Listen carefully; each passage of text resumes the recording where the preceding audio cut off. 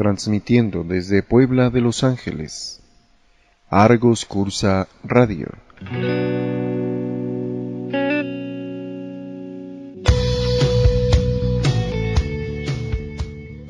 Argoscursa.com SDRLDCB no se responsabiliza por las enseñanzas, comentarios, opiniones o interpretaciones de ley emitidas en los programas de radio. No avala ni garantiza el contenido, ni precisamente comparte la opinión del expositor. No certifica o garantiza la autenticidad o veracidad de los títulos o grados académicos con los que se presentan los expositores. Únicamente es un medio de información. Cada comentario es responsabilidad de quien lo emite.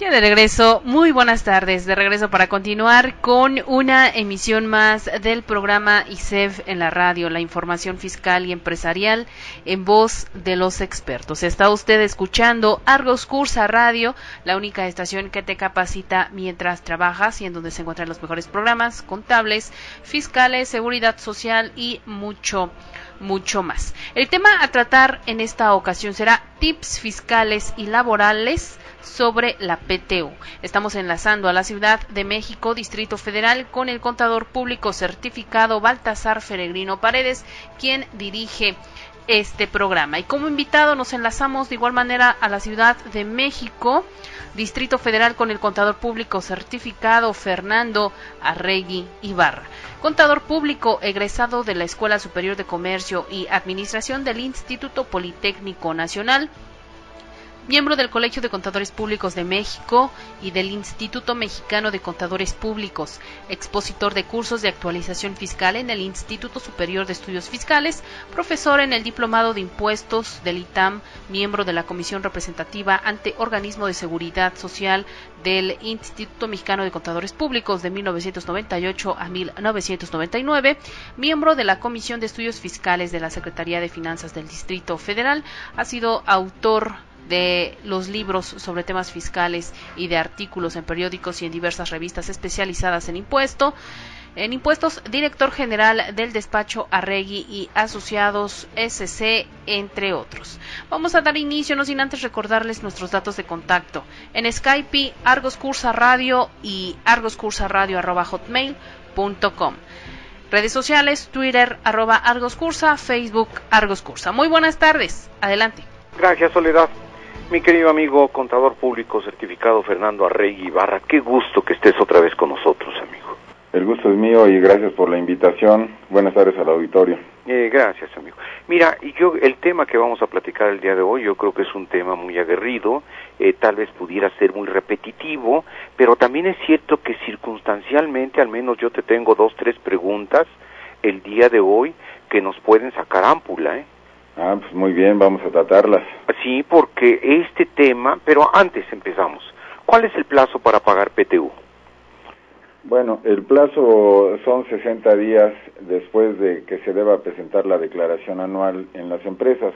Correcto. En el caso de las personas morales, como tú sabes, la declaración debe presentarse a más tarde del 31 de marzo de cada año, y en consecuencia es en el mes de mayo cuando se cumple el plazo de esos 60 días para pagar la participación de los trabajadores en las utilidades.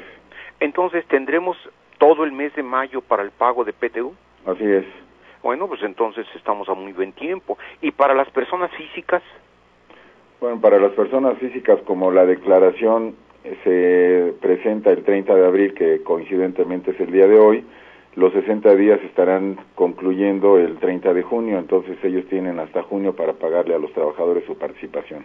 Aunque en el mundo real yo creo que agarramos también el mes de mayo, ¿no? Sí, claro, dice que dentro de los 60 días, claro, entonces puedes pagar en mayo o hasta junio y estarías en tiempo, en el caso de que el patrón sea persona física. Correcto.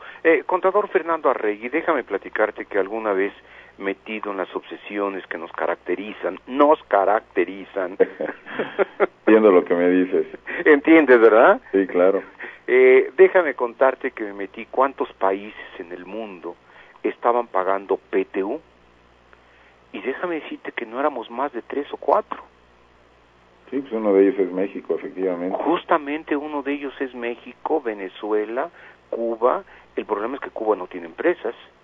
Sí, Venezuela está acabando con ellas.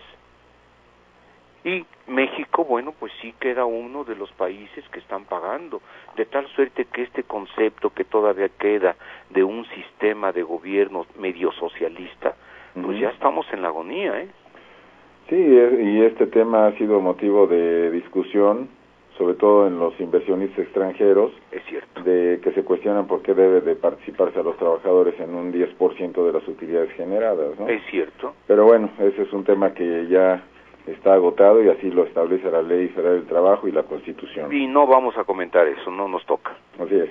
Pero vayámonos al mundo real de nosotros los contadores. ¿Cómo se determina la PTU que corresponde a cada trabajador? Bueno, como tú sabes, debe de determinarse primero la renta gravable.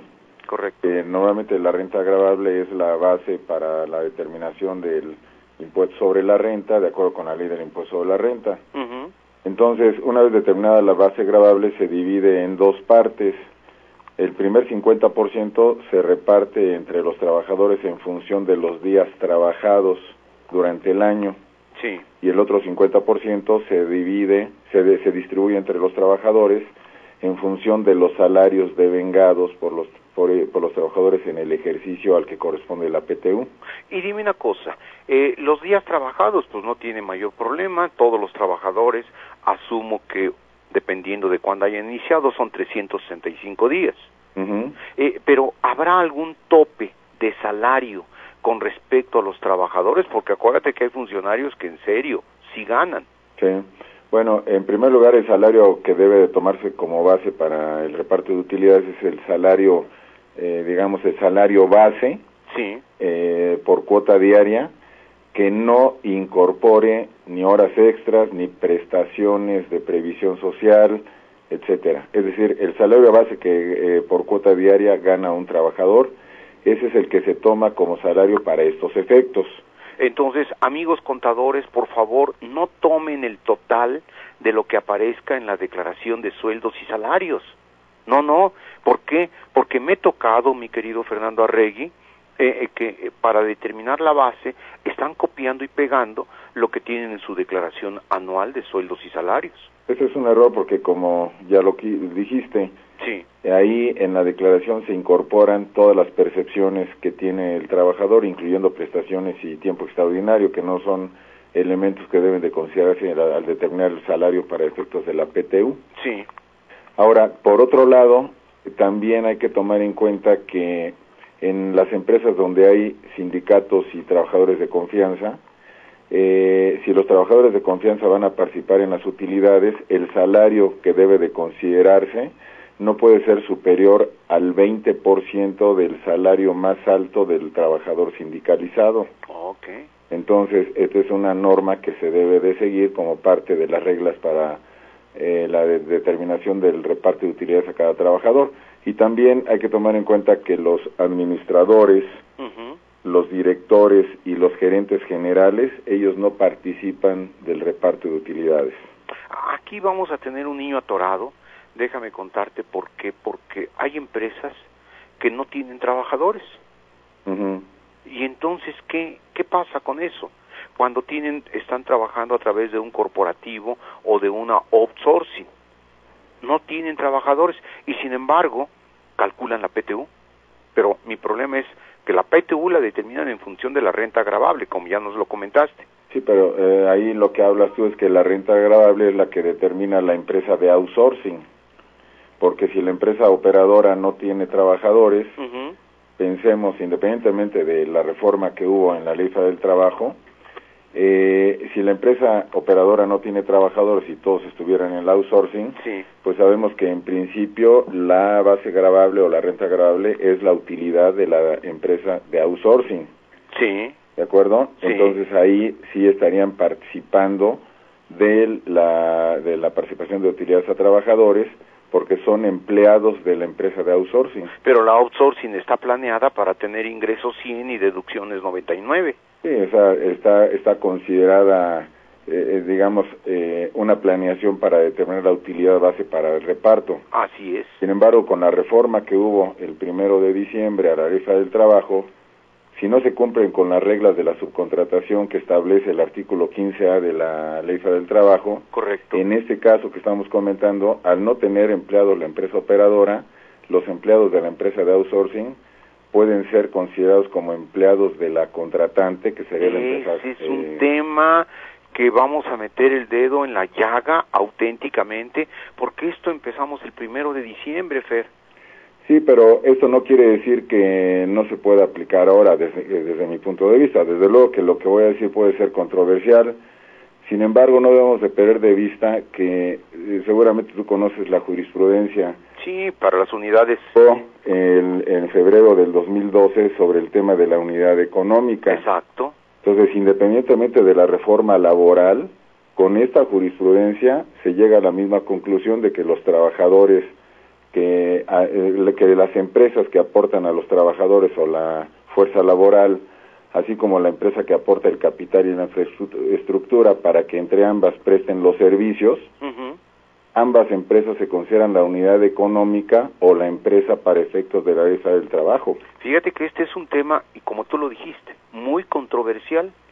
Yo podría no estar de acuerdo contigo y vertirte todos mis inconvenientes, porque justamente se crearon las outsourcing corporativos que cumplen con todos los requisitos, pero el único objetivo era justamente no pagar PTU. Exactamente. Sí. Hay empresas que cumplen con todas las obligaciones de carácter de seguridad social y de Ley Federal del Trabajo, pero el objetivo principal del outsourcing es el limitar, por decirlo de esa manera, el pago de la PTU. Sin embargo, con la reforma laboral y con esta jurisprudencia del mes de febrero de 2012, las cosas pueden llegar a tal grado de que se deba de repartir utilidades en el caso de las empresas operadoras. Vamos a tener que ir a un corte, pero regresamos con el mismo tema, alrededor justamente de esta reforma y en qué casos no hay obligación de pagar PTU. Vamos a un corte y regresamos. Estás escuchando Argos Cursa Radio.